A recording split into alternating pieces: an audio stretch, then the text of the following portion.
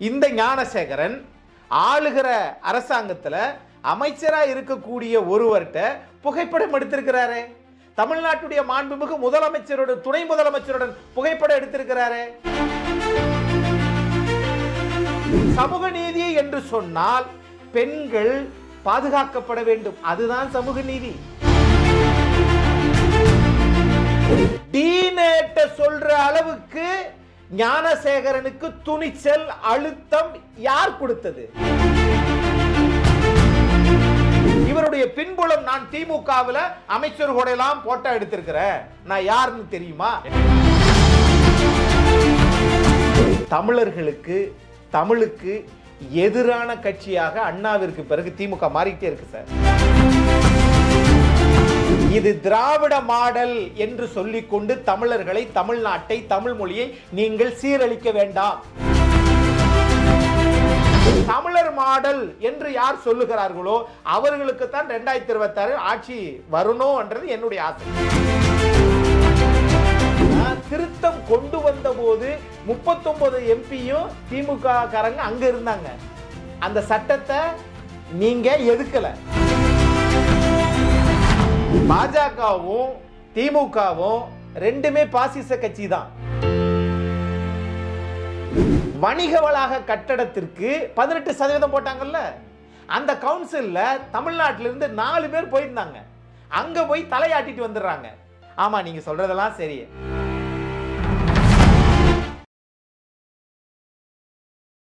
Spectrum Tamil நேயர்களுக்கு வணக்கம். இன்று நாம் வழக்கறிஞரும் அரசியல் விமர்சகருமான திரு அக்னீஸ்வரன் அவர்களுடன் உரையாட உள்ளோம். சார் வணக்கம். சார் வணக்கம் சார். அண்ணா பல்கலைக்கழகத்தில் ஒரு மாணவிக்கு பாலியல் பலாத்காரம் கொடுத்ததா ஞானசேகரன் சொல்லி ஒருத்தரை கைது பண்ணியிருக்காங்க. அவரோட பின்னணி திமுக நிர்வாகின்னு சொல்றாங்க. உண்மையான நிலவரம் என்ன சார்? இது அண்ணா பல்கலைக்கழகம் ஒரு உலகறிந்த ஒரு பல்கலைக்கழகம். அண்ணா பேர்ல தான், அண்ணா ஆரம்பிச்ச கட்சி தான் திமுக. ஆக அண்ணா ஆரம்பிச்ச கட்சி நடக்கிற போதே, ஆட்சியில் இருக்கிற போதே அண்ணா பல்கலைக்கழகத்திற்குள் இப்படிப்பட்ட ஒரு தவறான ஒரு முன்னுதாரணம் நடந்திருக்குது அப்படின்னா இது தமிழர்களுக்கு, தமிழுக்கு அவமானம் இல்லையா? இதெல்லாம் இது என்ன பின்புலத்தில் ஒரு கல்லூரிக்குள்ள இவ்வளவு தைரியமாக போனால் அது யார் அப்படி பண்ண முடியும்? கட்சியில் இருக்கிறவங்க தானே அப்படி பண்ண முடியும். அவர் ஒன்றும் சாதாரண ஒரு மனிதராக இருந்தால் ஒரு பயம், அச்சம், காவல்துறை இருக்கும், அங்கு கேமரா இருக்கும், இப்படி போகலாமா? இதையெல்லாம் தூக்கி தூர போட்டுட்டு அவருடைய பின்புலம் என்ன அப்படின்னு கேட்டீங்கன்னா, ஏறத்தாழ பல வழக்குகள், 10க்கும் மேற்பட்ட வழக்குகள் சொல்றாங்க. அவருடைய பின்புலம் திமுகவில் பொறுப்புல இருக்கிறாரா இல்லையான்னு தெரியாது. ஆனால் ஒரு பொறுப்பான மனிதனா அவர் நடக்கல அப்படின்றத, அவருடைய பிரச்சனைக்கு ஒரு கல்லூரி, ஒரு தமிழக அரசு இதுக்கு காரணமா இருக்குது அப்படின்னா இது நமக்கு எவ்வளவு பெரிய அசிங்கம். இந்த ஞானசேகரன் ஆளுகிற அரசாங்கத்துல அமைச்சரா இருக்கக்கூடிய ஒருவர்கிட்ட புகைப்படம் எடுத்திருக்கிறாரு. தமிழ்நாட்டுடைய மாண்புமிகு முதலமைச்சருடன் துணை முதலமைச்சருடன் புகைப்படம் எடுத்திருக்கிறாரு. பன்னாட்டு அளவில் போதை கடத்தலில் ஈடுபட்ட ஜாஃபர் சாதிக்கோடையும் திமுக அரசாங்கம் பொறுப்பு கொடுக்குது, அயலக பதவி கொடுக்குது. அவரு கூடயும் போட்டோ எடுத்துக்கிறீங்க. இங்க தமிழ்நாட்டில் அண்ணா பல்கலைக்கழகத்தில் ஒரு மாணவியை இந்த அளவுக்கு நான் கேட்கிறேன். இந்த அரசு வெளிப்படையான அரசு, சமூக நீதி என்று சொல்லுகின்ற அரசு, திராவிட மாடல் என்று சொல்லுகின்ற அரசு, அந்த பெண்ணினுடைய பெயரையோ எத்தனை ஆண்டு படிக்கிறாங்கன்றதையோ எந்த தகவலையும் அரசு சொல்லவில்லையே. ஏன்? சரி, அதை கூட விடுங்க, அந்த பெண்ணுக்கு ஒரு களங்கம் வரக்கூடாதுன்னு நீங்க நினைக்கிறீங்க. ஆனா அவங்க 2 பேர் போனாங்களே, அதுல ஒருத்தர் தானே ஞானசேகரன் தானே இது பண்ணியிருக்கிறீங்க. இவரை உடனடியாக தமிழக அரசு சமூக நீதி என்று சொன்னால் பெண்கள் பாதுகாக்கப்பட வேண்டும். அதுதான் சமூக நீதி. நீங்க வேங்கை வயல்ல அந்த மலம், அந்த தண்ணீர்ல கலந்ததை நீங்க எதுவும் கேட்கல. நீதியரசர் ஒரு குழு போட்டீங்க, அந்த குழுவும் இன்னும் பதில் சொல்லல, அதை விட்டுருவோம். ஆனால் நாளொரு மேனியும் ஒவ்வொரு நாளுமா தொடர்ந்து 10 ஆண்டு காலம் சார். ஒன்னு சொல்றேன் சார், இந்த ஸ்பெக்ட்ரம் தமிழ்ல 10 வருஷம் திமுக ஆட்சியில இருந்து என்ன செய்வார்களோ, என்ன கெட்டது, நல்லதை சொல்லல, என்ன கெட்டதை செய்வார்களோ அதை இந்த 3.5 வருஷத்துல அவங்க செஞ்சுட்டாங்க சார். இதே ஞானசேகரனுக்கு மாவு கட்டு, இடது கால் இடது கையில மாவு கட்டு எல்லாம் போட்டிருக்காங்கல்ல, அப்ப வலுவான ஆக்ஷன் வந்து எடுக்கிறாங்க, ஒரு பயத்தை காட்டணுங்கிறதுக்காக தான் இதெல்லாம் பண்றாங்க அப்படின்னு எடுத்துக்கலாம்ல. நீங்க இந்த மாவு கட்டு உடம்பு பூரா கூட போட்டுக்கோங்க, உள்ள போனது சரியா தவறா? உள்ள போனது தவறுதான். இதுக்கு முன்னாடி பல முறை அவர் உள்ள போயிருக்கிறாரு. மாணவர்கள் வெளியில வந்து வீதியில போராட்டம் பண்றாங்கன்னா பல பெண்களை இது போல புகைப்படம் எடுத்து அவங்கிட்ட போய் மிரட்டி, இல்லாட்டி உங்க அப்பா அம்மாட்ட சொல்லிடுவேன், இல்லாட்டி நான் டீன்ட்ட சொல்லிடுவேன். நான் கேட்கிறேன், டீனேட்ட சொல்ற அளவுக்கு ஞானசேகரனுக்கு துணிச்சல், அழுத்தம் யார் கொடுத்தது? இவர் என்ன பல்கலைக்கழக இணைவேந்தரா, துணைவேந்தரா? இந்த தைரியம் எப்படிங்க உங்களுக்கு வருது? தமிழ்நாட்டுக்குள்ள சென்னையில நம்ம வாழ்க்கையில லட்சியத்தோடு வாழணும் என்று சென்னையை நோக்கி வரக்கூடிய இந்த இளம் தலைமுறையினரை, பெண்களை பாலியல் பலாத்காரம், கூட்டு பலாத்காரம் செய்வதற்குத்தான் இந்த திமுக ஆட்சி அரசாங்கம் இருக்கா? இல்ல நைட்டு 2 மணி 1 மணிக்கு அங்க என்ன வேலை இவங்களுக்கு, ஒரு பெண்ணுக்கும் ஒரு ஆணுக்கும் அங்க என்ன வேலை படிக்கிற இடத்துல அப்படின்னு சொல்லி சில பேர் கேள்வி கேட்கிறாங்க. நான் இப்படி கேட்கிறேன், நைட்டு 1 மணிக்கு 2 மணிக்கு படிக்காத ஒரு பையனுக்கு, இளைஞனுக்கு அங்க உள்ள என்ன வேலை? அப்ப அங்க இருக்கக்கூடிய அந்த வாட்ச்மேன் என்று சொல்லக்கூடிய காவலாளி கூட்டு சதியா? அங்க உள்ள நிர்வாகம் இவருக்கு ஆதரவா? இவருடைய பின்புலம், நான் திமுகவில் அமைச்சர்களோட எல்லாம் போட்டோ எடுத்திருக்கிறேன், நான் யாருன்னு தெரியுமா? எந்த அமைச்சரோட போட்டோ எடுத்திருக்காரு? அது வந்து மக்கள் நல்வாழ்வுத்துறை அமைச்சர் தானே போட்டோ எடுத்திருக்கிறாரு. இது எல்லா சமூக வலைதளங்களும் வந்துகிட்டு இருக்குது. திரு துணை முதலமைச்சரோடையும் போட்டோ எடுத்திருக்கிறாரு. இந்த துணிச்சலை இல்ல எல்லாருமே வந்து துணை முதல்வர், அமைச்சர், எம்எல்ஏ, எம்பி யார் கூடனாலும் ஒரு சும்மா ஒரு போற வாக்கில் வந்து ஒரு செல்ஃபி எடுத்துக்கிறாங்க. இது வந்து ஒரு பழக்கதோஷமா ஆகி போச்சுன்னு வைங்களேன்.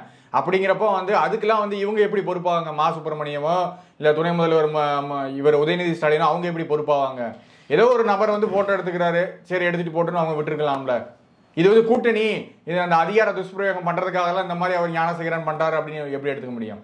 அவருக்கு ஏற்கனவே இது போல பல விஷயங்கள், பல வழக்குகளில் ஈடுபட்டவர்னு தெரியாதா? 15 வழக்குகள் இருக்குன்னு சொல்றாங்க. அப்போ நீங்க தமிழ்நாட்டில் நல்லவர்களை விட்டுவிட்டு திமுக அரசாங்கம் யோகியமானவர்கள், நல்லவர்கள், படித்தவர்கள், நியாயமாக இருக்கக்கூடியவர்கள் திமுக அங்கீகரிக்கதா இல்லையா? So you are giving recognition to anti-social elements. அதுதானே நீங்க பண்ணிக்கிட்டு இருக்கீங்க. சரி, இதை விடுங்க. ஜாஃபர் சாதிக்கு 2017 அவருக்கு வந்து கஞ்சா கடத்தல் வழக்கில் குற்ற வழக்கு நிலுவையில் இருக்கு. அவரோட போட்டோ எடுத்தீங்களே, அதை என்ன பண்ணுவீங்க? ஆக நீங்க இப்ப நடக்கிறது எல்லாமே விருதுநகர்ல இதே கட்சிக்காரரு 8 பேர் சேர்ந்து கூட்டு பாலியல் பலாத்காரம், கட்சியை விட்டு நீக்கிருக்கீங்கல்ல. சரி, ரெண்டாவது இங்க விருகம்பாக்கத்துல ஒரு பெண் காவலரை கட்சி பொதுக்கூட்டத்திற்கு அந்த பாதுகாப்பில் இருந்தவங்களை என்ன பண்ணீங்க? அசிங்கப்படுத்தினீங்களா? அது என்னாச்சு? அப்படியே இருக்குது. இங்க திரும்ப திரும்ப ஒரு தவறை இவர்கள் செய்வதனால் இவர்கள் வெளியில பேசுவதுதான் நாங்கள் தமிழுக்கும், தமிழர்களுக்கும், தமிழ் பண்பாட்டுக்கும், கலாச்சாரத்துக்கும், இதெல்லாம் வாய் வார்த்தைகள். திமுக நடைமுறையில் இது போன்ற அத்துமீறல்களை இவ்வளவு பெரிய சார் நைட் 2 மணிக்கு ஒருவர் கேட்டை ஏறி குதிச்சு போறாருன்னா அவர் பின்புல இல்லாமல போவார். அப்ப அந்த நிர்வாகம் அவருக்கு உடந்தையா இருக்குன்னு தானே அர்த்தம். இதுல மாநில அரசு, நீங்க நீதியரசர், ஓய்வு பெற்ற நீதியரசரை வச்சு அண்ணா பல்கலைக்குள்ளேயே இப்படி நடக்குதுன்னா நான் கேட்கிறேன், அந்த பகுதியில் ரோந்து பணியில் ஈடுபட்ட காவலர்கள் இருக்க மாட்டாங்களா? பகல்ல நேரம் போகும்போது மட்டும் அங்க காவல்துறை நிக்கிறாங்கல்ல, இரவு நேரத்தில் இருப்பாங்களா, இருக்க மாட்டாங்களா? 2, அந்த கேமரா புகைப்படம் எடுத்துச்சா எடுக்கலையா? அந்த காவலாளி தூங்கிட்டாரா அல்லது வேறு எங்கேயாவது போயிட்டாரா? டீ சாப்பிட போறேன் அல்லது வந்து ரொம்ப மயக்கத்துல வேற ஏதாவது தண்ணி கிண்ணி அடிச்சுட்டு படுத்து கிடந்தாரா? இவர் எப்படி அங்கே போனார்? இந்த கேள்விக்கு தமிழக அரசு பதில் சொல்லணும். நீங்க சாதாரணமா எடுத்துக்கிறீங்க சார். ஒன்னு சொல்லவா, தமிழ்நாட்டை பொறுத்தளவுல தமிழர்களுக்கு, தமிழுக்கு எதிரான கட்சியாக அண்ணாவிற்கு பிறகு திமுக மாறிட்டே இருக்கு சார். நீங்க அந்த அமைச்சரவையை கூட விட்டுருங்க, அவர்கள் பேசுவது எல்லாமே 50,000 கோடிக்கு இலக்கு நிர்ணயிச்சிருக்காங்க. எதுல? மதுபானத்தை விற்கிறதுல. எத்தனை பேர் இதுல வந்து துன்பத்துக்கு ஆளாகிறாங்க. இந்த இனத்தை அழிப்பதற்கு உடனே அதிமுக பண்ணலையார், அதிமுகவும் திமுகவும் இதை செய்கிறது. இதுக்கு மாற்று வழியை யோசிக்கிறவர்கள் யாரோ அது தாவேகாவை கூட இருக்கலாம், நாம் தமிழர் கட்சியா கூட இருக்கலாம், பாஜகவை கூட இருக்கலாம். தமிழ்நாட்டில் தமிழர்களை காப்பாற்ற வேண்டும் என்றால் இந்த மதுபானத்தை குறைப்பதற்கு எந்த மனிதன் யோகியன் வழி சொல்லுகிறானோ அவனைத்தான் தமிழ்நாட்டில் 2026 நீங்கள் ஆட்சிக்கு கொண்டு வரணும் அப்படின்னு நான் விரும்புறேன். முதல்வர் ஸ்டாலின் என்ன சொல்றோம்னா, பெண்களுக்கு பாதுகாப்பான ஆட்சியை வந்து இந்த திராவிட மாடல் ஆட்சி வந்து கொடுத்துக்கிட்டு இருக்கு. பெண்களுக்கு பெண் உரிமையில முக்கியத்துவம் கொடுத்துருக்கு, பெண்களுக்கு பாதுகாப்பு கொடுக்குதுன்னு சொல்றாரு. நான் ஒரு விஷயம் சார், இந்த ஸ்பெக்ட்ரம் தமிழ்ல மெத்த பணிவோடு நான் சொல்லிக்கிறேன். இது திராவிட மாடல் என்று சொல்லிக்கொண்டு தமிழர்களை, தமிழ்நாட்டை, தமிழ் மொழியை நீங்கள் சீரழிக்க வேண்டாம். இனிமேலுக்கு தமிழர் மாடல் என்று யார் சொல்லுகிறாரோ அவருக்குத்தான் இந்த தமிழ்நாட்டில் இடம் கொடுக்க வேண்டும் என்பது வருங்கால தலைமுறைக்கு நான் வேண்டுகோள் வைக்கிறது. அது ஒண்ணுதான். பெரிய எந்த மனிதனாவது கடைசி நான் கேட்கிறேன், கக்கனுக்கு பிறகு தமிழ்நாட்டில் 67க்கு பிறகு எந்த அமைச்சர் அரசு பேருந்துல போறாரு சொல்லுங்க? எந்த அமைச்சர் வாடகை வீட்டில் இருக்கிறாரு சொல்லுங்க? எல்லாம் கோடிக்கணக்கா கொள்ளையடிச்சு அதுல சொகுசு வாழ்க்கை வாழ்ந்து கொண்டு ஒரு இனத்தை அழிப்பதுதான் திராவிட மாடல். அதனை மீண்டும் மீண்டும் அடிக்கோடிட்டு சொல்லுகிறேன். திராவிட மாடல் என்று சொல்லிக்கொண்டு தமிழக மக்களை வஞ்சிப்பதும், வரியை உயர்த்துறதும், மதுபானத்துல விலையை ஏத்துறதும், இதுதான் திராவிட மாடல். இது தமிழர்களுக்கு எதிரான மாடல் என்பதுதான் என்னை போன்றவர்களுடைய நோக்கம். அது மாறணும். இவரை நான் கேட்கிறேன், 2 மணி நேரத்தில் உங்களால பிடிச்சிட முடியாதா? இல்ல 4 மணி 2 மணி நேரம் எக்ஸ்ட்ரா எடுத்துக்கிட்டாங்க, 4 மணி நேரத்தில் பிடிச்சிட்டாங்களே. ஏங்க, கூட்டு பாலியல் செய்தது 2 பேரு. தமிழக அரசு, காவல்துறை அந்த 2வது ஒருத்தரை இன்னும் தேடிக்கிட்டு இருக்கா. அப்ப உங்க நோக்கம் என்ன? அதை யார் தடுப்பது? அழுத்தம் கொடுப்பது யார்? இல்ல அதிமுக சார்பா இன்னைக்கு காலையில போராட்டம் பண்ணியிருக்காங்க. ஆனா ஞானசேகரனை கைது செய்யப்பட்டு அவருக்கு மாவு கட்டு எல்லாம் போட்டிருக்காங்க. இன்னொருத்தர் தேடிக்கிட்டு தான் இருக்கிறாங்க, இல்லைன்னு சொல்லல. ஆனா இதை விட விரைவா ஆக்ஷன் எப்படி எடுக்கும்? ஒரு நாளுக்குள்ள 24 மணி நேரத்துக்குள்ள ஒருத்தரை கைது பண்ணி மாவு கட்டு போட்டு அதுக்கான ஆதாரங்கள்லாம் திரட்டி எஃப்ஐஆர் ஃபைல் பண்ணி 15 நாள் நீதிமன்ற காவலும் வாங்கியிருக்காங்க. நான் கேட்பது, நீங்க மாவு கட்டு போடுங்க, இல்லை உடம்பு பூரா துணியை கூட கட்டி வச்சுக்குங்க. நீங்க பண்ணாத நாடகம் கிடையாது. பல்வேறு நாடகத்தில் இது ஒரு நாடகம்னு தான் நான் கருதுறேன். ஆனால் அந்த பாதிக்கப்பட்ட பெண்ணின் விவரம் என்ன? யார் புகார் கொடுத்தா? யார் புகார் கொடுத்தா? அந்த பெண் தான் புகார் கொடுத்தது. ஹாஸ்பிட்டல் அட்மிட் ஆகி அவங்க தான் புகார் கொடுத்துருக்காங்க. எந்த நிலையில இப்ப இருக்கிறாங்க? அவர்களை எதுவும் மிரட்டினீங்களா இல்லையா? இந்த பெண் மட்டும்தான், இந்த பாதிக்கப்பட்ட ஒரே ஒரு பெண் மட்டும்தான் அந்த அண்ணா பல்கலைக்கழகத்தில் பாதிக்கப்பட்டாரா? இது போல இந்த சம்பவம் 3 வருஷமா நடக்குதா அல்லது இப்பதான் முதல் முறை நடக்குதா? இந்த கேள்விகளுக்கெல்லாம் அரசு மனசாட்சி நெஞ்சில கை வைத்து, யாரோ வீட்டு பிள்ளை ஒரு லட்சியத்துக்காக அண்ணா பல்கலைக்கழகத்தில் ஒழுங்கா படிச்ச பிள்ளை தான் அண்ணா பல்கலைக்கழகத்தில் படிக்க முடியும். அதிக கட் ஆஃப் எடுத்தது 12th அதிக கட் ஆஃப் எடுத்தா தான் சீட் கிடைக்கும். ஆக லட்சியம் இல்லாத பெண்களுக்கு அல்லது மாணவனுக்கு அங்கு வேலை இல்லை. ஆனா அப்படி லட்சியவாதிகளை ஒரு காம கொடூரன் இரவு நள்ளிரவில் அந்திச்சாம பொழுதில் அண்ணா பல்கலைக்கழகத்தில் என்னங்க வேலை? இது யாருங்க கேட்கறது? ஆனா உயர்கல்வித்துறை அமைச்சர் என்ன சொல்லியிருக்காருன்னா, உரிய நடவடிக்கை எடுக்கப்படும், இதை வச்சு அரசியல் பண்ணாதீங்க. அதிமுகவோ பிஜேபியோ இல்ல நாம் தமிழரோ இதை வச்சு அரசியல் பண்ணாதீங்க. டெல்லி நிர்பயா வழக்கு மாதிரி இதை போர்ட்ரேட் பண்றாங்க, அப்படிலாம் எதுவுமே இல்லை. ஆனா உரிய ஆக்ஷன் எடுத்து இன்னொருவரும் கைது செய்யப்படுவார், அவர்களுக்கான உரிய தண்டனை வழங்கப்படும் சொல்லி கோவை செலியன் சொல்றாரு. கோவை செலியன் இதற்கு பொறுப்பேற்று அமைச்சர் ராஜினாமா செய்ய வேண்டும். இதை தான் நான் கேட்கிறேன். இது நாட்டு நலன் கருதி சொல்றேன். எனக்கு எந்த அரசியல் கட்சியும் இவங்க மேல வரணும், அவங்க கீழே போகணும், எனக்கு எந்த உள்நோக்கமும் எனக்கு கிடையாது. தமிழர்கள் பாதிக்கப்படக்கூடாது, தமிழ் பாதிக்கப்படக்கூடாது. அண்ணாவின் பெயரில் நடக்கிற பல்கலைக்கழகத்துக்குள்ளே கற்பழிப்புன்னா அப்ப இந்த நாட்டில் ஒட்டுமொத்தம் பேரும் கெட்டு போச்சுன்னு தானே அர்த்தம். உடனடியாக ராஜினாமா செய்யப்பட வேண்டும். என்ன காரணம்? என்ன உங்களுக்கு ஒன்று அரசியல் பண்ணாதீங்க, இது ஒன்று நிர்பயா வழக்கு இல்லை. அந்த வழக்கை நீங்க ஒப்பிடுகிற அளவிற்கு நீங்க அங்க போறீங்க. இந்த 2 பேர்ல ஒருத்தரை கைது பண்ணிட்டீங்க, இன்னொருத்தர் யாரு?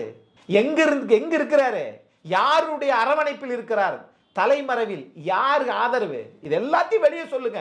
உடனடியாக கைது செய்யப்பட வேண்டும். இன்னும் சொன்னா குண்டர் தடுப்பு சட்டத்தில் 15 வழக்கையும் உடனடியாக விசாரித்து நிரந்தர குற்றவாளியாக அவர் தண்டிக்கப்பட வேண்டும் என்பதுதான் ஒரு சாமானியனுடைய வார்த்தையாக தான் நான் பதிவு செய்கிறேன். இந்த அரசு மீது புழுதிவாரி தூத்த வேண்டும் என்ற நோக்கம் எனக்கு கிடையாது.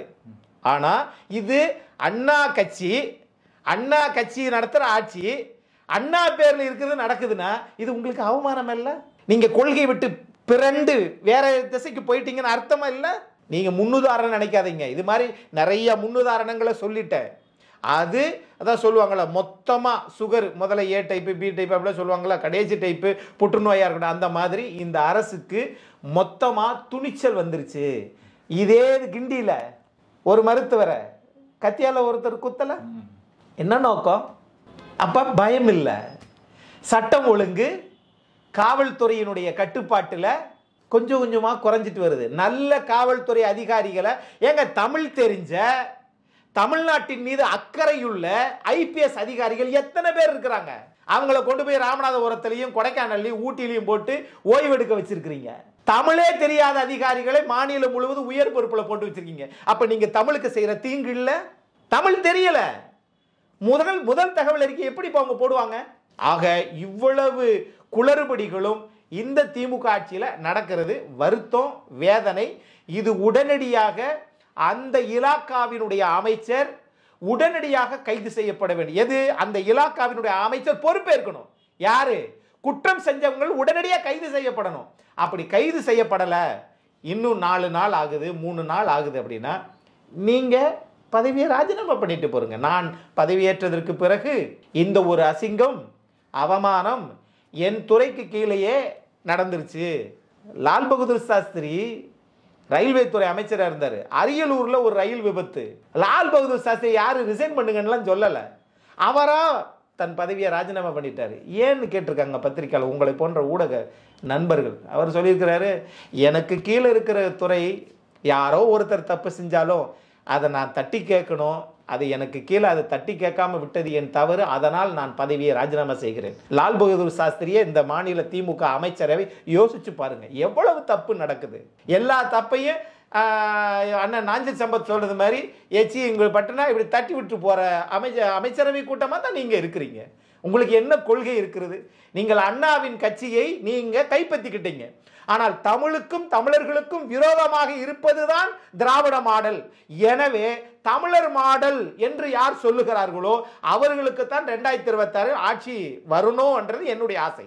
இப்போ டங்ஸ்டன் சுரங்கம் அப்படிங்கிறத ரத்து செஞ்சிருக்கு, அந்த ஏலத்தை ரத்து செஞ்சிருக்கு மத்திய அரசு. இது திமுக அரசுக்கு கிடைத்த வெற்றின்னு சொல்லி முதல்வர் ஸ்டாலின் சொல்றாரு. இதை எப்படி பார்க்கீங்க? இதை வச்சு அதிமுக அரசியல் செஞ்சாலும் அதை ரத்து செய்ய வச்சது திமுக தான் அப்படின்னு சொல்லி சொல்றாங்க. நீங்க டங்ஸ்டன் இது 40 நாடாளுமன்ற உறுப்பினர் இருக்கிறீங்க. 2023 கனிம வள சட்டம்னு திருத்தம் கொண்டு வந்தாங்க மத்திய அரசு. அந்த திருத்தத்தில் திருத்தம் கொண்டு வரும்போது திமுகவில் 39 நாடாளுமன்ற உறுப்பினர் இருந்தீங்க. நீங்க 39 பேர் என்ன பண்ணீங்கன்னு தான் கேட்குறோம். அதுக்கு பதிலே இல்லை. ஏன்னா இதை ஆதரிச்சது தம்பிதுரை தான் 2020 அப்படின்னு சொல்லி சொல்றாங்க. அவர் ஆதரிக்கவே இல்லைங்க. அவர் விளக்கமும் கொடுத்துட்டாரு கார்த்தி. அவர் ஆதரிக்கவே இல்லை. மாநில அரசினுடைய உரிமைகளை நீங்கள் ஏன் கையில் எடுக்கிறீங்க? அப்படி மாநில அரசே இருந்திருந்தால் அதை நாங்கள் அப்படிதான் அவங்க சொன்னாங்க. இது ஒன்று. சரி, அதை விட்டுருங்க. அது விளக்கம் கொடுத்துட்டாரு, அதுக்கு நான் பொறுப்பு இல்லை, அதை விட்டுருவோம். ஆனால் நீங்கள் 40 நாடாளுமன்ற உறுப்பினர் இருக்கீங்களே, நீங்கள் என்ன பண்ணீங்க? இது ஒன்று. பல கடிதல் இங்கே எழுதியிருக்கீங்க. அந்த 2023 திருத்தத்தில் என்ன சொல்கிறாங்கன்னா, மாநில அரசிடம்தான் எல்லா உரிமையும் இருந்துச்சு, அந்த ஏலத்துக்கு விடுறத மத்திய அரசு எடுத்துக்கிருச்சு. ஆனால் குத்தகைக்கு விடுவது மாநில அரசுகிட்ட இருக்குது. இப்போ இவங்க என்ன கேட்குறாங்கன்னா, திருத்தம் கொண்டு வந்த போது 39 எம்பியும் திமுக காரங்க அங்கே இருந்தாங்க. அந்த சட்டத்தை நீங்கள் எதுக்கலை, எப்படியோ வந்துருச்சு. இப்போ மீண்டும் திருத்தம் வந்ததுக்கு பிறகும் இவங்க சொல்கிறாங்க, ஏலத்தை மாநில அரசே எடுத்துக்கொள்ளுகிறது விரும்புகிறதுன்னு எழுதியிருக்காங்க. ஏன் உங்களுக்கு அந்த ஆசை? ஐயா, திருத்தமே ஏலத்தை மத்திய அரசு எடுக்கணும்னு தான் ஆசை, ரைட்டா? பாஜகவும் திமுகவும் ரெண்டுமே பாசிச கட்சி தான். எங்கெல்லாம் மனிதன் நடக்கிறான்னா நடக்கிறது வரைக்கும் தான் உரிமை. பூமிக்கு கீழே இருக்கிற எல்லா அந்த கனிம வளத்தையும் ஆட்டையை போடணும்னு மத்திய அரசு நினைக்குது. இல்லை இல்லை, அந்த ஏலத்தை நாங்களே ஏற்று நடத்துகிறோம் அப்படின்னா உங்களுக்கு ஏன் அந்த ஆசை? ஏலம் என்பது சாதாரண 1 ரூபா 2 ரூபாலாம் கிடையாது. இது பல்லாயிரம் கோடி. இப்போ மதுரை யானமலை ஒத்தக்கடை அரிட்டாபட்டி என்பது அந்த பகுதிக்கு போய் பார்த்துட்டு வந்தேன். அது பன்னாட்டு அளவில் யுனெஸ்கோவினுடைய இதுலயே பார்த்தீங்கன்னா யுஎன்ஓவிலேயே அது ஸ்டாட்லைட்லேருந்து பார்த்தாலே தெரியக்கூடிய யானையினுடைய அந்த மாடல்ல இருக்கும். யானை மாதிரியே இருக்கும், தந்தத்தை போல பின்னாடி வந்து யானையை போலவே இருக்கும். அப்படின்னா அதுக்கு கீழே பல லட்சம் கோடி மில்லியன் டாலர் அதுக்கு கீழே இருக்குது.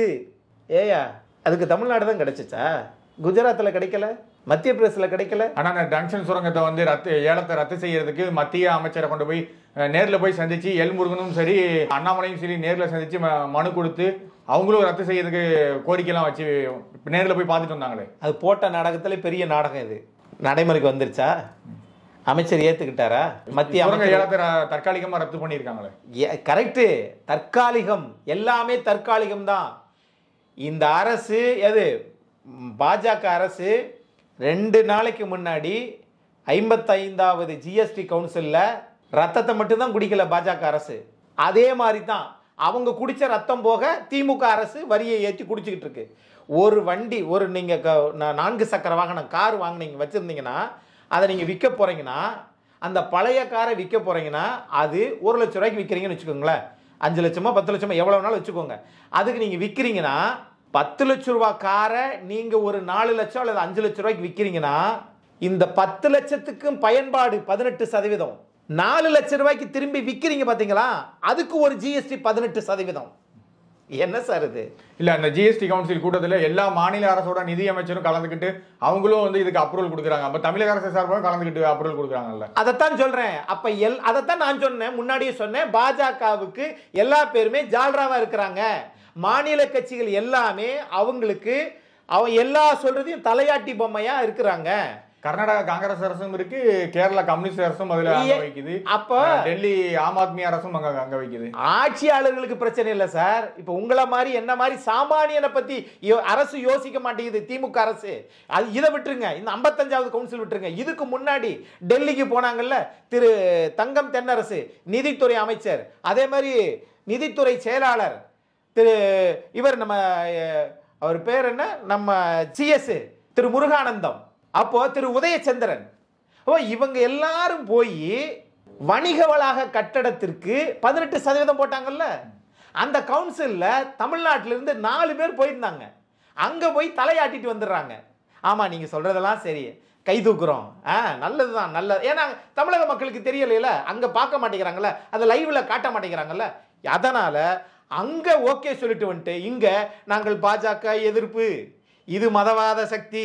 மதவாத சக்தியை விட ஒரு இனவாத சக்தி தமிழ்நாட்டில் திராவிட மாடல் ஓட்டிக்கிட்டு இருக்கீங்களே, அது உங்களுக்கு தெரியல? இதை விட பாராளுமன்றத்தினுடைய லோக்சபா ராஜ்யசபா இது 2லையுமே என்ன பண்றாங்க, அங்க நடக்கக்கூடிய அவையின் விவாதத்தை காட்சியில காட்டுறாங்க. நீங்க பார்க்க முடியுது, கேமரால இருந்து வெளியில் எடுத்து தொலைக்காட்சியில பார்க்க முடியுது. நீதிமன்றத்தினுடைய இதுவே பார்க்க முடியுது. ஆனா தமிழக அரசு திமுக திராவிட மாடல் தமிழக சட்டமன்றத்தில் என்ன நடக்குதுன்னு இன்ன வரைக்கும் காட்ட மாட்டேங்கிறீங்களே. ஏன் இந்த பயம்? அப்ப உங்களிடம் வெளிப்படைத்தன்மை இல்லை. இன்னொன்னு, இந்த டங்ஸ்டனை பொறுத்தளவில் இல்லை, நாங்கள் வந்து அதை வச்சு தான் நாங்கள் செம்மொழி இதெல்லாம் நாங்கள் ஆய்வுக்கு அதை தான் நாங்கள் வந்து ஒரு குறிப்பாக வச்சிருக்கிறோம், அதெல்லாம் அப்படிலாம் நடக்காது, நான் இருக்கும் வரை நடக்காது. சார் நீங்கள் இதே தான் சொன்னீங்க, நீட்டு விளக்கு ரத்து செய்வோம், 3.5 வருஷம் ஆச்சு, ரத்தாயிருச்சா?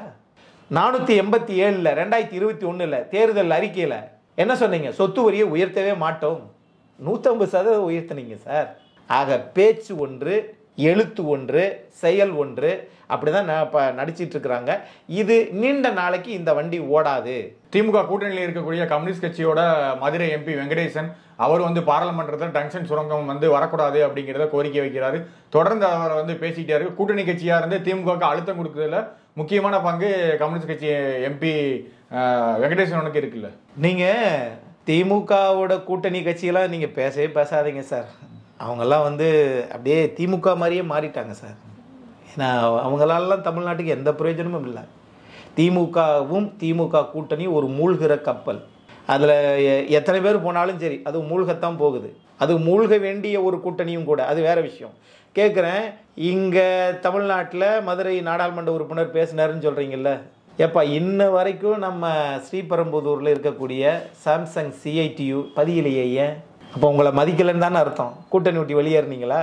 மாறாக ஜெனீவாவில், சுவிட்சர்லாந்து ஜெனீவாவில் போய் மேல்முறையீடு பண்ணியிருக்கிறாங்க. உங்களுக்கு அசிங்கமா இல்லை? இந்த கூட்டணியில் இருக்கிறோம். கம்யூனிஸ்ட் இயக்கம் இந்த நாட்டுக்கு தேவை. நேரு பண்டிதர் இந்தியாவின் முதல் பிரதமராக இருக்கும்போது அதற்குடைய எதிர்க்கட்சி அந்தஸ்தில் இருந்தது இந்திய கம்யூனிஸ்ட். ஆனால் இன்னைக்கு திமுகவிட்ட போய் நிற்கிறீங்க. ஒன்று அங்கே மேல்முறையீடு பண்ணியிருக்கக்கூடாது, அது திமுகவுக்கு அசிங்கம் இல்லை. அல்லது நீங்கள் பதிய வச்சிருக்கணும். அப்போ திமுக பதியவும் இல்லை, மேல்முறையீடும் போட்டிருக்கிறாங்கன்னா நீங்கள் இந்த இயக்கத்தை பற்றி நீங்கள் என்ன பேசுவீங்க? 2, இங்கே டான்ஜெட்கோன்னு சொல்லி அமெரிக்கா நியூயார்க் நீதிமன்றத்தில், கிழக்கு மாகாணத்தில், மாவட்ட நீதிமன்றத்தில் டான்ஜெட்கோன்ற பதில் இருக்குது, போட்டிருக்கிறாங்க, வழக்கு தாக்கலாக இருக்குது. கௌதம் அதானி போட்டு அவங்க பேரில் பிடியாணை போட்டிருக்கிறாங்க. ஆனால் அமைச்சர் சொல்கிறாரு, இல்லை அப்படிலாம் நாங்கள் எந்த இதுவும் பண்ணலை. 1750 கோடி தெலுங்கானாவில் ஆந்திராவினுடைய ராஜசேகர் ரெட்டி அவருடைய பையன் ஜெகன்மோகன் ரெட்டிக்கு நாங்கள் கையூட்டாக கொடுத்தோம்னு அங்கே இருக்குது. அப்போது அதே இதில் தான் 5 மாநிலத்தில் நம்ம தமிழ்நாடும் இருக்குது, டான்ஜெட்கோன்னு இருக்குது. இது உங்களுக்கு இது உங்களுக்கு அவப்பெயரை தேடி தராதா? அதே மாதிரி விடுதலை சிறுத்தைகள் இதுவரைக்கும் வேங்கை வயலுக்கு தீர்வே காணப்படலை. மது ஒழிப்பு மாநாடு அப்படின்ட்டு மது ஆலைகள் நடத்துகிற கட்சியே போய் அங்கே உட்காந்துட்டு வருது. ஆதவர்ஜனா இப்போ வெளியில் வந்துட்டார். என்ன சொல்ல போகிறாரு, என்ன சரி செய்ய போகிறாருன்னு ஒன்றும் தெரியல. அது அரசியல் சரி, அதைத்தான் நான் சொல்கிறேன். ஆகவே ஆதவர்ஜனாவை அரசியலுக்கு கொண்டு வந்ததே திமுக, அந்த திமுகவினுடைய தலைமை பொறுப்பில் இருக்கிறவங்க தான். ஆனால் ஆதவர்ஜனை கொண்டு போய் நீ பொது தொகுதியை கேளுன்னு விசிகால கேட்க சொன்னது யாரு? திமுக தான். அதுக்கு திமுகவிலே கொடுத்துருக்கலாமே. அங்கேருந்து வெளியே போயிட்டாரா? இப்போ யாரிடம் போகிறார்? ஆக இங்கே நடப்பது ஒரு குழப்ப அரசியல். இப்போ பெஞ்சால் புயல் அப்போ சாத்தனூரில் 1,70,000 கன அடியை திறந்து விட்டீங்க. அந்த 5 மாவட்டமும் பாதிக்கப்பட்டுச்சு. என்ன சொன்னீங்க? நாங்கள் அறிவித்தோம், முன்னறிவிப்பு கொடுத்தோம். முன்னறிவிப்பு கொடுத்தீங்கன்னா ஏன் எத்தனை பேர் பாதிக்கப்பட்டாங்க? ஊருக்குள்ளே பூரா தண்ணி, இன்னும் மீளலை. ஆகையினால இந்த அரசுங்கிறது முன்னுக்கு பின் முரணாக இருக்கிறது. பெய்டு ப்ரொமோஷன் என்று சொல்லக்கூடிய தங்களை தாங்களே சமூக வலைதளங்களில் உயர்த்தி கொள்வதற்காக பல நேரத்தையும் பல பணங்களையும் அவர்கள் செலவழிக்கிறார்கள். ஆனால் மக்களுடைய வாழ்வாதாரமோ வரியோ வாழ்வாதாரம் உயர்த்தப்படலை, வரி உயர்த்தப்படுது. இதுதான் திமுக அரசு. இதைத்தான் மாண்புமிகு எதிர்க்கட்சி தலைவர் சட்டமன்றத்தில் கேட்டார். 10 மாதம் என்னங்க செஞ்சீங்கன்னு கேட்டீங்க. உடனே சொன்னீங்க இல்லை அவர் சத்தமாக பேசுகிறார். தமிழ்நாட்டு மக்களுக்காக, தமிழர்களுக்கு தேவை என்றால் ஒரு தமிழர் சத்தமாக தான் பேசணும். ஏன்னா நீங்கள் எது பேசினாலும் அதை செய்ய மாட்டேங்கிறீங்களே. இல்லை, திமுக பிறமொழியாளர்களோட கூடாரம், அதிமுக தமிழர்களோட கட்சி, எடப்பாடி தமிழர் அப்படிங்கிற மாதிரி நீங்கள் போர்ட்ரேட் பண்ணுற மாதிரி தெரியுது. அது உங்கள் பார்வை, நான் அப்படி சொல்லலை. அது உங்களுடைய பார்வை. தமிழர்களுக்கு எதிரான கட்சி திமுக, தமிழர்களுக்கு எதிரான கட்சி திமுக அப்படின்னு சொல்லி அழுத்தி சொல்றீங்க. ஆமா, எடப்பாடி தமிழர் தமிழர்னு அழுத்தி சொல்லும் போது தோணுது. ஆமா, புரட்சி தமிழர்னு சொல்றாரு, அதனால தமிழர் சொல்றேன். இதுல என்ன தப்பு இருக்குது? விஜய் ஒரு தமிழர், ஆதரிக்கிறேன். எடப்பாடி பழனிசாமி தமிழர், ஆதரிக்கிறேன். திரு GK வாசன் தமிழர், ஆதரிக்கிறேன். தமிழர்களுக்கு எதிரானவர்களை எதிராளின்னு தானே சொல்ல முடியும்னு கேட்கிறேன். முக ஸ்டாலினும் அப்போ உதயநிதி ஸ்டாலினும் தமிழர் இல்லைங்கிறீங்களா? அது எனக்கு தெரியாது, அது நீங்க தான் சொல்லணும். தமிழர்களுக்கு எதிரான செயல்களில் ஈடுபடுகிறார்கள். இது அண்ணா பல்கலைக்கழகம் சான்று. அடுத்து நீட் விலக்கு கொண்டு வரல. ஜீவாதார பிரச்சனைகள் ஏதாவது சரி பண்ணிருக்கீங்களா? மகளிர் உரிமை துறை கொடுத்திருக்காங்க, மகளிர் இலவச பயணம் பண்றதுக்கு கொடுத்திருக்காங்க. நீங்க வேற சார், அரசாங்க பணத்தை கொண்டு போய் எல்லாத்துக்கும் இலவசமா கொடுக்கிறது முக்கியம் இல்ல. அவர்கள் மானபங்கப்படுத்தப்படாமல், அவருடைய கற்பை சூறையாடாமல் ஒரு காவல்துறை காக்கணும் அப்படின்றத என்னுடைய விருப்பம். காசு கொடுக்கறதுனால நீங்க காசை கொடுத்துட்டு ஒருத்தன் துப்பாக்கி எடுத்து சுட்டா அது சரின்னு நினைக்கிறீங்களா? அது நியாயமா? தமிழர்கள் இதை ஏற்றுக்கொள்வாங்களா? கிடையாது. அப்புறம் அதை தான் நீங்க பண்ணிட்டு இருக்கீங்க. பெண்கள் எல்லாம் இலவசமாக பேருந்தில் போங்கள், ஆனால் பெண்களுக்கு எல்லா குற்றங்களும் தவறுகளும் நடக்கும். திமுக காரங்க என்ன சொல்றாங்கன்னா, அதிமுக ஆட்சியிலும் இதே மாதிரி கிரைம் ரேட் அதிகமா இருக்கதான் செஞ்சது. நீங்க புள்ளி விவரங்களை எடுத்து பாருங்க. திமுக ஆட்சியை விட அதிமுக ஆட்சியில தான் அதிகமா நடந்தது. ஆனா திமுக நீங்க நடக்கிறத ரொம்ப அதிகமா போர்ட்ரேட் பண்ணி திமுக ஆட்சியே கலைக்கணும் அப்படிங்கிற மாதிரிலாம் பேசுறது தவறா இருக்கு அப்படின்னு சொல்லி திமுக காரங்க சொல்றாங்க. திமுக காரங்க அப்படிதான் சொல்லுவாங்க. அதிமுக ஆட்சியில் நடந்ததுன்னா அது தவறு, கண்டிக்கத்தக்கது. அந்த ஆட்சியை விட்டு இறக்கிட்டாங்கல்ல. இப்போ உங்க ஆட்சியில நடக்குதுல்ல, அப்ப ஆட்சியை மாத்துவாங்கல்ல. அதை தான் நானும் சொல்கிறேன். ஒன்று. இன்னொன்று, அந்த ஆட்சியில் நடந்துச்சு. நீங்கள் பொள்ளாச்சி இப்போ அண்ணா பல்கலைக்கழகம் ஏப்பா நடந்ததுன்னா பொள்ளாச்சி பாலியல் வழக்கு நடந்துச்சே அப்படின்னு தான் திமுக கொண்டு வருவாங்க. ஏன்னா அவங்களுக்கு புள்ளி விவரத்தை அள்ளி வீசுகிற ஒரு பெருந்தன்மையான உள்ளம் கொண்டவர்கள் தான் திமுக. நான் பொள்ளாச்சியில் நடந்ததுக்கு இதுவரைக்கும் எத்தனை பேரை நீங்கள் குற்றவாளியாக மாற்றினீங்க, தண்டனை வாங்கி கொடுத்தீங்க? 4 வருஷம் அரசாங்க ஆட்சி, என்ன நடவடிக்கை எடுத்தீங்க? அப்போ நீங்கள் பொள்ளாச்சி ஒன்று இருக்கட்டும், அதை வச்சா தான் அண்ணா திமுகவை நம்ம அமுக்க முடியும். இங்கே ஏதாவது தப்பு நடந்துச்சுன்னா பொள்ளாச்சியில் என்ன நடந்துச்சு நீங்கள் பேசலாமா? அதை பொள்ளாச்சியில் நடந்ததாங்க ஆட்சி மாற்றம் வந்துச்சு. அப்போ இப்பயும் ஆட்சி மாற்றம் வரும்ல. ஆனால் உதயநிதி மறுபடியும் முதலமைச்சர் ஆகிறதுக்காக ஜீயர்களோட பாதத்தெல்லாம் கழுவுனாருன்னு சொல்லி ஒரு நியூஸ் வெளியாகிட்டு இருக்கு. அந்த ஒரு இதுக்காகவே உதயநிதி மீண்டும் துணை முதல்வர் முதல்வராகிறதுக்கான வாய்ப்புகள் 2026 இருக்குன்னு சொல்லி சொல்றாங்க. ஒரு ஐதீகமாக சொல்றாங்க. எனக்கு அது தெரியாது. அதாவது மாண்புமிகு துணை முதலமைச்சர் ஒரு கிறிஸ்தவ விழாவில் போய் நான் கிறிஸ்தவனாக இருக்க பெருமைப்படுகிறேன் அப்படின்னு சொல்றாரு. அது உண்மையான உங்களுடைய மனது அதை ஏற்றுக்கொள்ளுமையானால் நாங்கள் அதை வரவேற்கிறோம். அதுமாதிரி நீங்கள் சொல்லக்கூடிய செய்தி அப்படி இருக்குது. அப்போ இது உங்கள் உண்மையான குணம் என்ன? அவர் உதயநிதி கிறிஸ்தவரா இல்லை இந்துவா அப்படிங்கிறத டவுட் இருக்குங்களா? அப்படி சொல்லலை.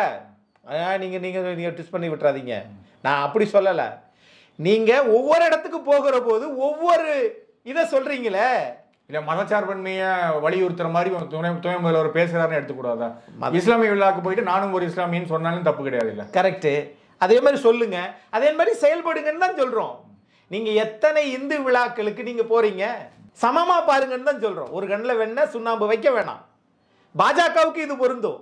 அவர்கள் இந்து மதத்தை மட்டும் தூக்கி தூர பிடிக்கிறாங்க.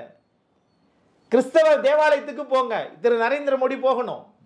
இல்லை கிறிஸ்துமஸ் விழாவில் பங்கேற்று மோடி அவர்கள் டெல்லியில் கிறிஸ்துமஸ் விழாவில் பங்கேற்று ஒரு அமைச்சர் திரு குரியன் அவர்கள் இதில் போய் பங்கேற்றா ஒட்டுமொத்த தேவாலயத்துக்கும் போனதா சமமா? தமிழ்நாட்டிலையும் பாஜக கிறிஸ்துமஸ் விழாவை கொண்டாடுறாங்களே. நீங்க எளிய மக்கள் கிறிஸ்துமஸ் விழாவில் சாமானியனுடைய இதில் சாமானிய நேரத்தில் போகணும், எல்லா நேரத்திலையும் போகணும். விழாவில் மட்டும் போயிட்டு நாங்கள் எல்லோருக்கும் உள்ளவர்கள். எத்தனை பிரச்சனை அங்கே இலங்கையில் என்ன வச்சு தேவாலயத்தில் குண்டு வச்சதுனால தான் அந்த நாட்டில் பிரச்சனையும் ஆரம்பிச்சிச்சு. உண்மையா? ஆகவே நாம் என்னைக்குமே எல்லோரும் உண்மை, எல்லோரும் சமமானவர்கள், எல்லா மதமும் எல்லா ஜாதியும் ஒன்று என்று நினைப்பவர்கள் தான் தலைவர்களாக நீடிக்கணும் என்பதுதான் தமிழ்நாடு, தமிழ் கலாச்சாரம், தமிழ் பண்பாடு. அதில் நான் தெளிவாக இருக்கிறேன். யார் வந்தாலும் ஆதரிப்பதற்காக இது ஒன்றும் வியாபார கோயம்பேடு இது கிடையாது. உங்களுக்கு என்று ஒரு கொள்கை, அண்ணாவுக்கு என்று ஒரு கொள்கை, தந்தை பெரியாருக்கு என்று ஒரு கொள்கை இருந்துச்சு. அதில் கடைசி வரைக்கும் நின்றாங்க, வென்றாங்க, ஜெயிச்சாங்க. செல்வி ஜெயலலிதா அம்மா அவர்கள் எங்கிருந்து வெற்றி பெற்ற 69% இடஒதுக்கீடு இன்ன வரைக்கும் இருக்கல. யாராலே அவங்க இறந்த பிறகு அது நிலவில் இருக்கல. அதே மாதிரி 7.5 இன்ன வரைக்கும் இருக்கல. அது மாதிரி இந்த திராவிட முன்னேற்ற கழக அரசாங்கம் ஒன்றை சொல்லுங்கன்ற. நீங்கள் பெயரை எடுப்பதை போல ஒரு சட்ட திருத்தம் நாடு முழுக்க அப்பா செஞ்சாருப்பா. கலைஞருக்கு அந்த பேர் இருக்குது. என்ன பேரு? 1974 Tamil Nadu Karunanidhi versus union of இந்தியான்னு சொல்லி சுதந்திர தினத்தன்னைக்கு சட்டமன்றத்தில் இருக்கக்கூடிய அந்த செயின்ட் ஜார்ஜ் கோட்டையில் முதலமைச்சர் தான் கொடியேற்ற வேண்டும் என்று இந்தியா முழுவதுக்கு ஒரு இது இருக்குது. அது மாதிரி ஒரு சாதனையை, ஒரு சட்ட திருத்தத்தை இந்தியா முழுவதும் நடைமுறைப்படுத்திட்டாருன்னு சொல்லி திமுக ஆட்சியில் இந்த 3 வருஷத்தை சொல்லுங்கன்னு கேட்குறேன். சும்மா 10 வருஷம் ஆட்சியில் இல்லை, வந்துட்டோம், ஏதோ ஒன்று ஓட்டுவோம், அது மக்களுக்கு எல்லா வரியும் உயர்த்துவோம். 10 வருஷம் அதிமுக வாங்கிய கடன் எவ்வளவோ 3,76,000 கோடி என்று நினைக்கிறேன். அதே தான் இவங்க 3 வருஷத்துல வாங்கிட்டாங்க. 3,76,000 கோடி 3 வருஷத்துல வாங்கிட்டாங்க. கடனையும் வாங்கிட்டீங்க, வரியையும் உயர்த்திட்டீங்க. அப்ப இது யாருக்கான ஆட்சி? தமிழுக்கான, தமிழர்களுக்கான ஆட்சி அது இல்லை. இதெல்லாம் ஆதாரம் இருக்குது. சும்மா என்னை ஒருத்தனை பேசணுன்றதுக்காக பேசுகிறவன் நான் கிடையாது. அப்போ அடியேன் அப்படி பேசவும் மாட்டேன். இங்கு தமிழர்கள், தமிழ் மொழி பாதுகாக்கப்பட வேண்டும். அது அண்ணா பல்கலைக்கழகமாக இருந்தாலும் சரி, அரிட்டாபட்டியாக இருந்தாலும் சரி, எல்லாம் ஒன்றுதான் அப்படின்னு நான் நினைக்கிறேன். நம்முடன் இணைந்து பல்வேறு கருத்துக்களை பகிர்ந்து கொண்டமைக்கு மிக்க நன்றி சார். மிக்க நன்றி.